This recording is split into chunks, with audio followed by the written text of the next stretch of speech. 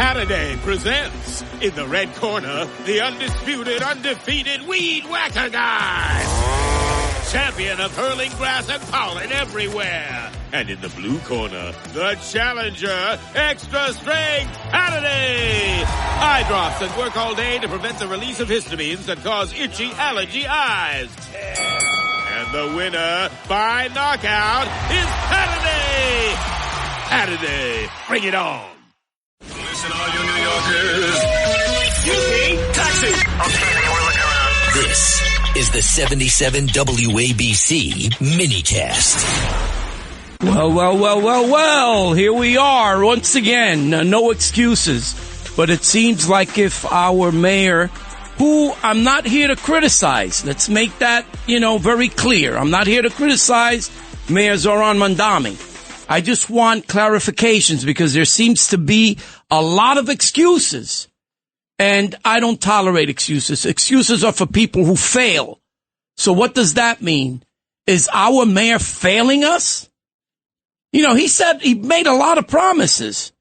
He said he'd end homeless sweeps. He didn't. He said he'd expand housing help. He's fighting it instead. What is going on here? He promised a whole new safety system. We got a watered down version. He said he shut down protests. The police unit that handles protests, right? It's still there. He said he'd end the gang database. It's still being used. He backed smaller class sizes. Now he's backing off. He promised to protect libraries, then cuts their funding. He promised cheaper food through city-run stores. Not one has opened. What are the excuses? We don't understand what's going on. And now I want to talk about real money. I want to talk about $17 billion that's being spent to put jails in every community's backyard. Okay? He wants to shut down Rikers Island. The island has nothing to do with the operations of the corrections department. The island has nothing to do but just being there. It's an island. That island should be a jail. Why is he looking to shut Rikers Island down? What's the island going to be used for? Why is he spending $17 billion of our tax dollars? I don't understand that. The city wants to shut down Rikers Island and place it in 4 boroughs across New York City. Originally, it was supposed to be done by 2027. Now, Brooklyn may be in 2029. Queens and the Bronx may be 2031. Manhattan may be 2032. That's years behind schedule. And the price tag was $8 billion when it started. Now it's up to $17 billion. And by 2031, God knows if it'll be up to $30 billion. I mean, this is my hard-earned money. Our hard-earned money. We pay taxes. Our tax dollars, we should have a say as to how it's being used and spent. We have a bunch of politicians that have never really worked a day in their life making decisions on our hard work earned dollars. How could we allow that? Things have got to change.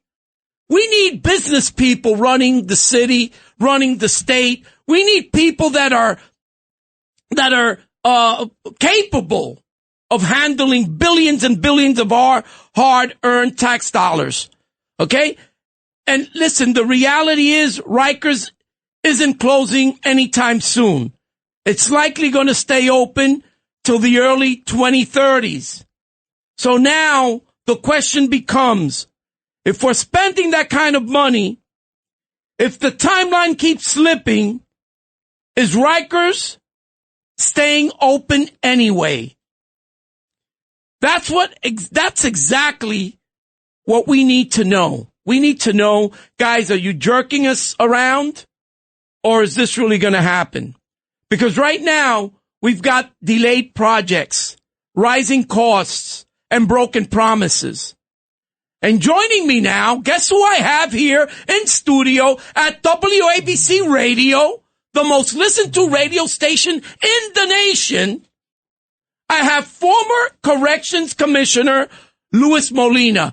Louis, welcome to No Excuses with Fernando Matteo. Well, congratulations on the show, and thank you for having me. It's my pleasure. We have a lot of questions for you.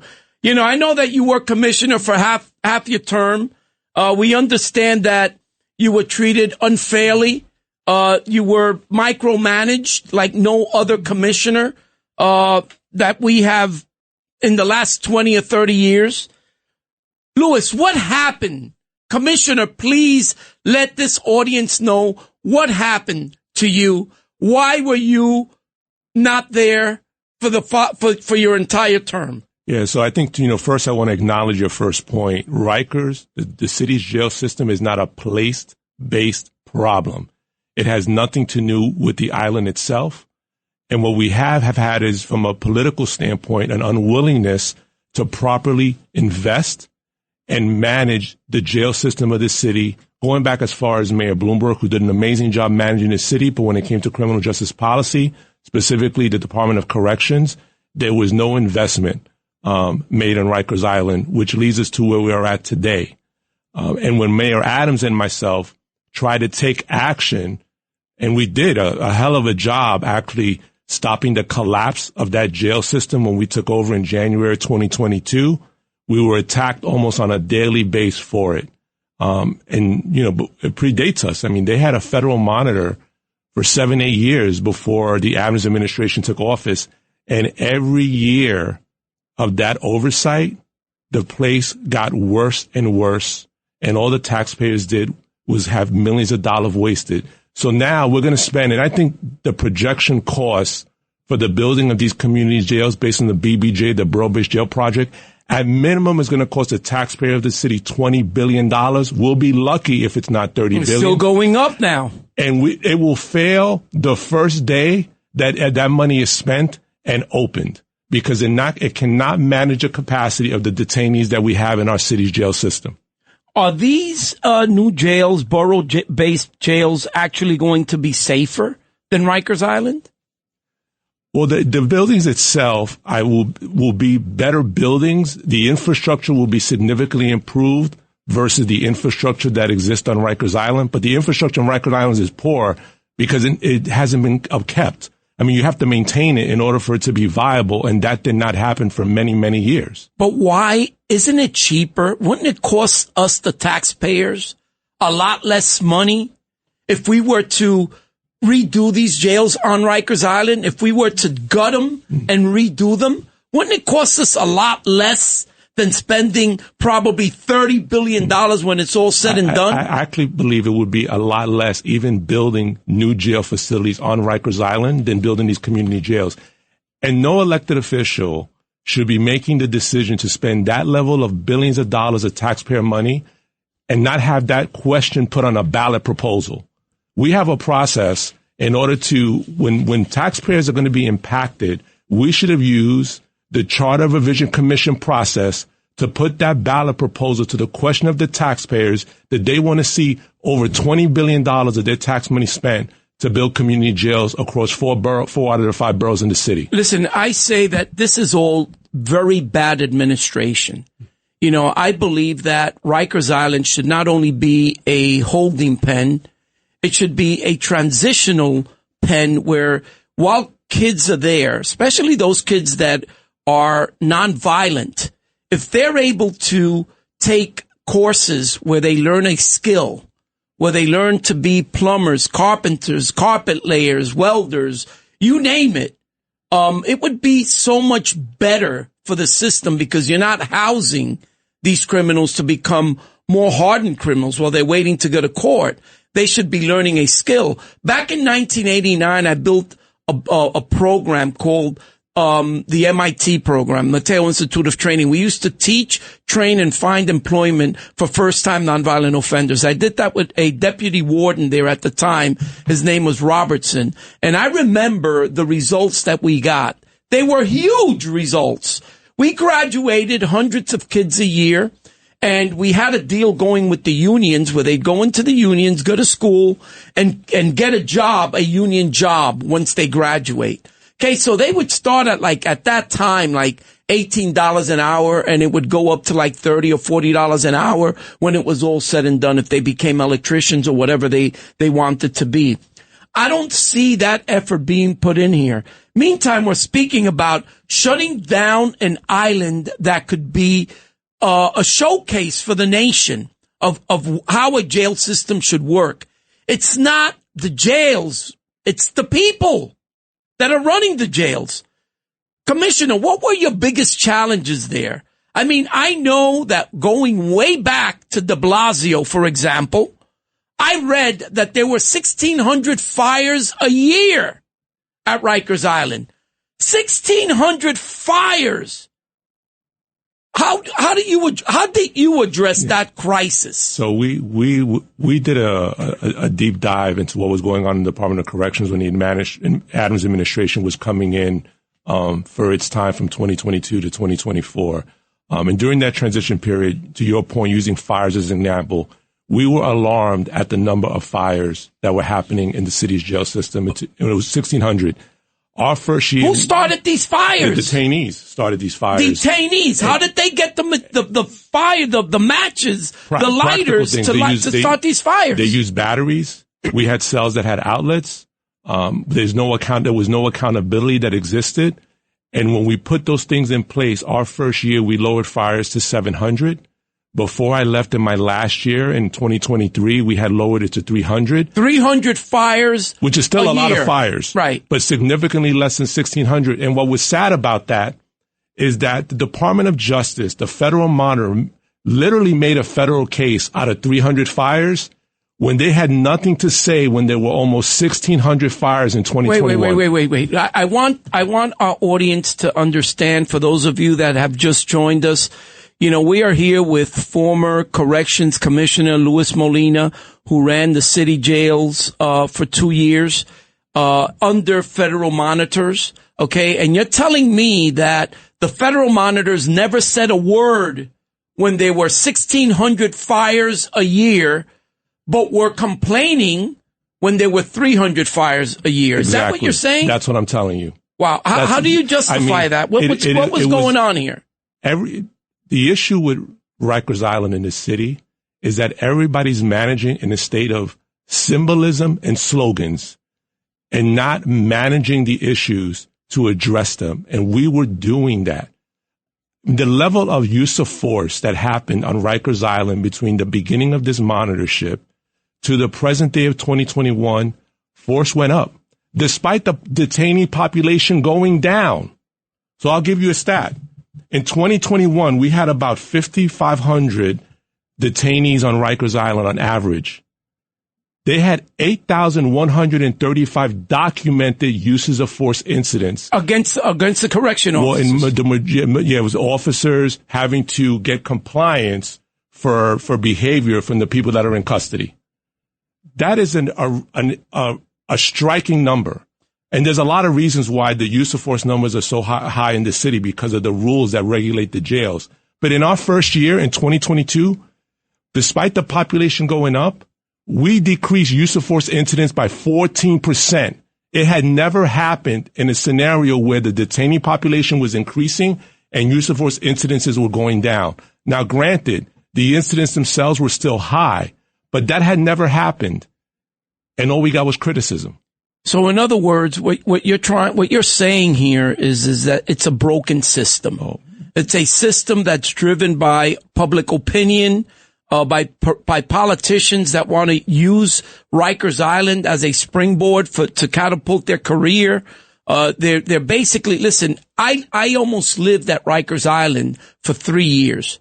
I used to go to Rikers Island 3 times a week for 3 years.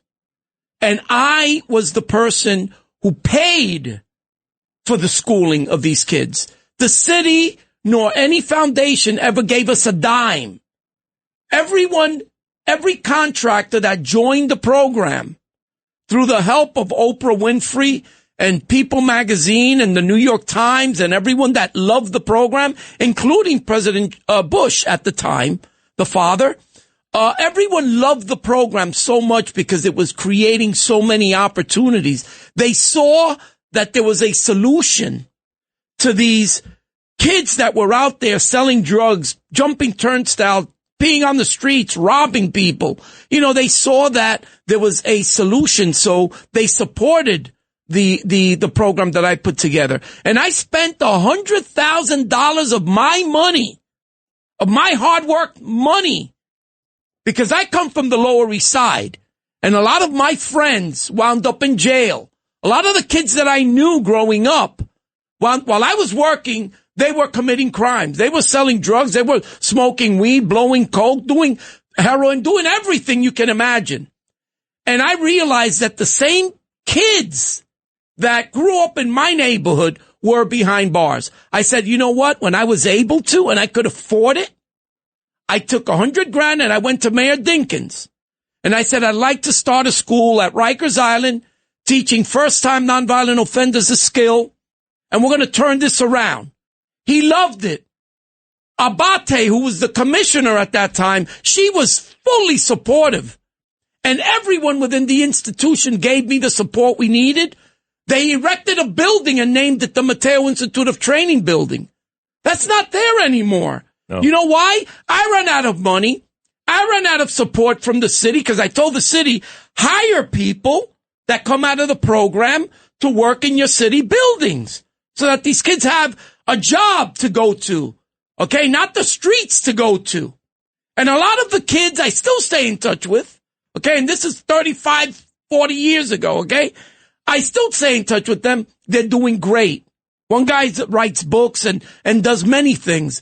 But you know what? We can fix this if the politicians, our elected officials, would stop grandstanding, okay, and blaming people like you that really made a difference there, okay, and they ultimately had asked you to leave, right? The mayor asked you to move to another department, okay? Kudos to the mayor. He didn't let you go. He knew he had a good man. He put you in another good position, which was DCAS. But I'm concerned right now about all of the billions of dollars that are going to be spent. Our hard-earned money is being spent to build state-of-the-art jails, okay? Because jails should not be state-of-the-art. Each cabin should not have a freaking TV or Nintendo or computers so that everyone that commits a crime knows that he's going to be in a good place if he gets arrested. Yeah. You know, jails are meant to punish people for actions that they took, that for things that they did wrong, right? Instead, victims are out there homeless.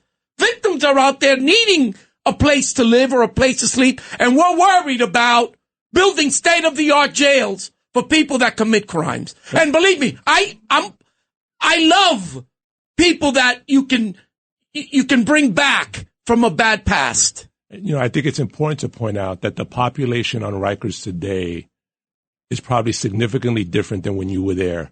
So I'm going to give you some stats. When I left in 23, we had almost 1,000 people that were charged with murder or manslaughter. We had over 600 that were charged with attempted murder and attempted manslaughter. And we had almost 300 people that were charged with sexual assault. So we have some very violent people that are housed on Rikers Island. And there's almost no rules to disincentivize their violent behavior even when they're on the island. Listen, why do you have to keep all these people together? That's the next question. We're going to go on a break because we have some great sponsors that need to, that we need to make sure we cater to and we hear from. So let's take it. We'll be right back. Well, for those of you that are joining us now, I'm here today with Louis Molina. Commissioner Molina was the Corrections Department Commissioner for 2 years. He knows and he understands how the system works. He realizes that the system is broken and there's no one really looking to do anything about fixing it other than build 4 more new jails worth, by the time it's all said and done, probably over $30 billion of our taxpayer dollars, right? When they can actually take Rikers Island, fix it, gut it out, fix it, and house prisoners there. My question to you before we left, Commissioner, was why is it that you house all of these violent criminals together? Criminals that are capable of lighting, at one point, 1,600 fires a year. And after you got out of the corrections department, it was down to 300, right? Yes. Why is there a federal monitor? Do we really need a federal monitor? And why is it that we have over all these violent criminals housed in the same building, creating chaos? Yeah. So one is we do have a method in place in order to make sure that these housing units with these very violent individuals or individuals prone to respond to disagreements in a violent way, and we mix them up so that we give as best possible a way for the correction officers to manage the housing unit. But the reality is, even for cell maximum custody jails, like a GRVC as an example, we are required by state regulation as well as the Board of Correction regulation of the city to allow these detainees to be out of their cells for up to 16 hours a day. And it doesn't matter if they go to school or not. We have no justification to control their movement.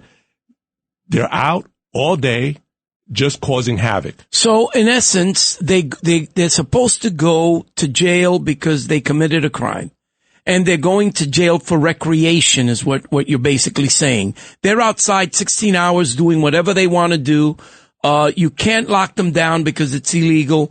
I mean, what are we doing as a society? You know, what are we doing as a people, as New Yorkers? I mean, if you committed a crime, you're behind bars for a reason. You should be punished. I mean, I worked in the ARDC building. I don't know if that building is still there, if it's operational. It was for younger inmates. And that's where we selected all of the kids that participated in our training programs, right? For carpentry, electrical, you name it, right?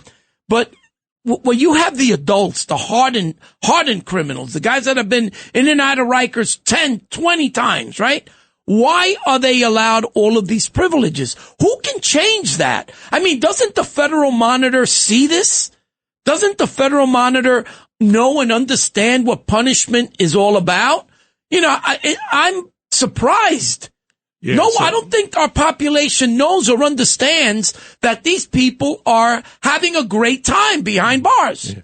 So it's interesting because when I was in Westchester County, I led the team that oversaw the federal oversight agreement in Westchester County. And we successfully got out of it within 3 years of my time being appointed there when George Latimer was the county executive. And we did that because we worked together not only as a team with the federal monitor or the gentleman that had oversight over us, but we worked with the DA, we worked with legal aid, we worked with advocates, elected officials. Everybody wanted to see the jail succeed to make sure that we were managing people in custody in a very humane way. You do not have that here in the city of New York. What you have is people that want to be at war with you and just have constant grievance over every decision you make to try to make the place safe. Who is behind protecting all of these hardened criminals? What organizations, what not-for-profits are getting paid to go out and demand that Rikers Island gets shut down? Because I think righteous New Yorkers don't agree that Rikers Island should be shut down. Because you don't blame a location for the behavior of what's happening inside. Yeah. You fix what's happening inside. If the elected officials that want Rikers to close were so confident that they have the pulse of the people of this city, then they would make it a ballot measure and let the citizens, the voters of the New York City determine if whether Rikers should close and if we should continue to spend billions of dollars to fail. You know what? We should put this on our ballot. This is a movement that we should start. Let's put this and other important issues on the ballot, like street vendors should be on the ballot. people that are selling products out in the street and putting the people that have businesses out of business. And that's coming up next, by the way. Yeah, I mean, we're at a point in this city, and quite frankly, the state, because the state also has a responsibility to manage county jails across the state, and they've also abdicated their responsibility, where we have literally legalized anarchy and barbarism in the city. And it's a shame because all the communities that these elected officials profess to want to protect, they're the ones paying the price for incentivizing or not disincentivizing this poor behavior. I'll tell you, Commissioner, I can't thank you enough for being such a brave civil servant. Thank you. I mean, you guys work so hard, and you're underpaid, and you're not appreciated, and all people do is criticize and criticize. They don't understand what's really going on inside. I'm going to have you more often here on my show on No Excuses, because you don't have an excuse as to why you weren't there for your full term. You know, you have other people making decisions as to why you're not there. But I'm really confused and I'm really upset, and I'm very disappointed in the people that are out there protecting the lives of criminals and not the lives of victims that really matter.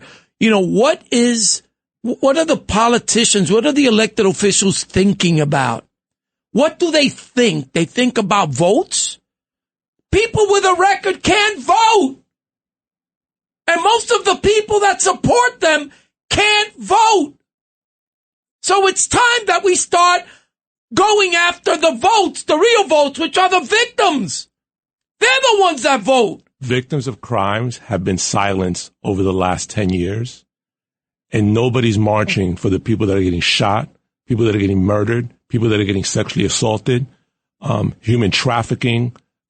It's an unfortunate world that we live in today, but I never thought, being a kid that grew up in the Bronx, when this city used to have some significant violence of crime, being a place where victims did not matter anymore, and that is a sad state of affairs. They don't matter anymore. And you know, it is sad when you lose a loved one, and then you see that criminal go to jail and he's freed again, or he goes to jail for a year or two, right? Yeah. Punishment doesn't fit the crime, right?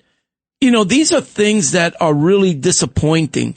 And what's even more disappointing is that the unions that represent the people that keep us safe are not putting the money behind it. They should have organized protesters the same way there are organized protesters against ICE. ICE is trying to arrest people that have hurt us, that have committed a crime.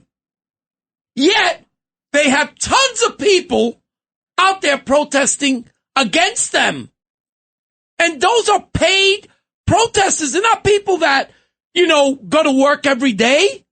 These are people that are getting funded by not-for-profits, which should lose their status.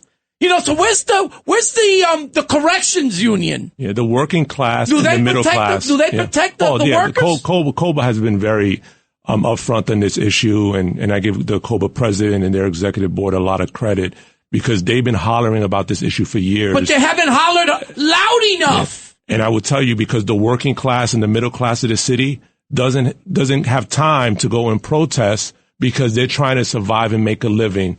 But we have, to your point, people getting paid to do this and disrupt our society. Yeah. How many officers work in the corrections department? I think today that number, when I started, we had 7,000 uniform. I think that number today is around 5,000. So they have a significant recruitment and retention crisis. Okay. So there's 5,000 officers. How many inmates are there?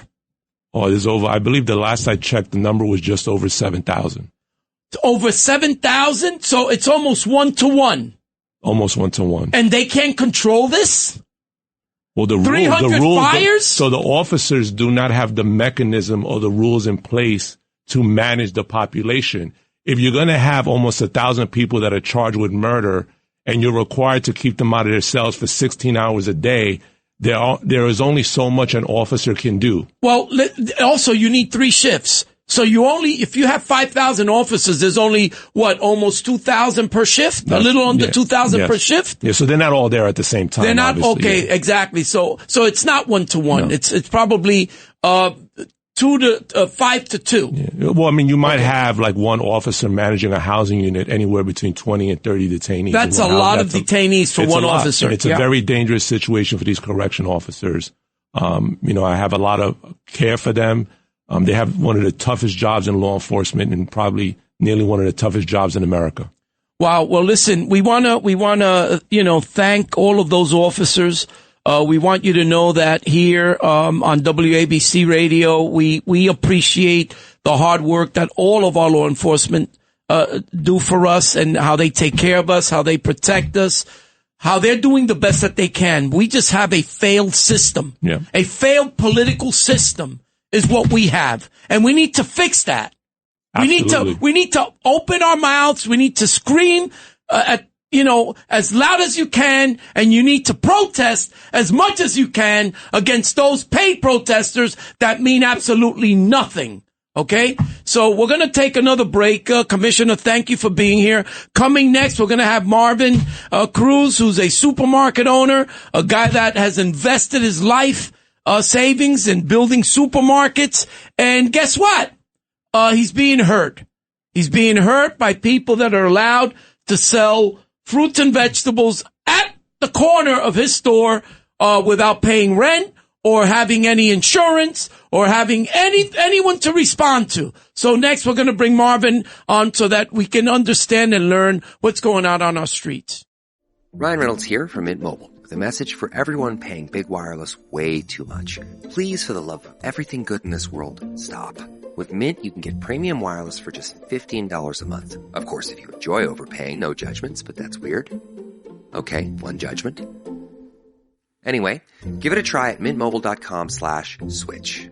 Upfront payment of $45 for 3-month plan, equivalent to $15 per month required. Intro rate first 3 months only, then full price plan options available. Taxes and fees extra. See full terms at mintmobile.com.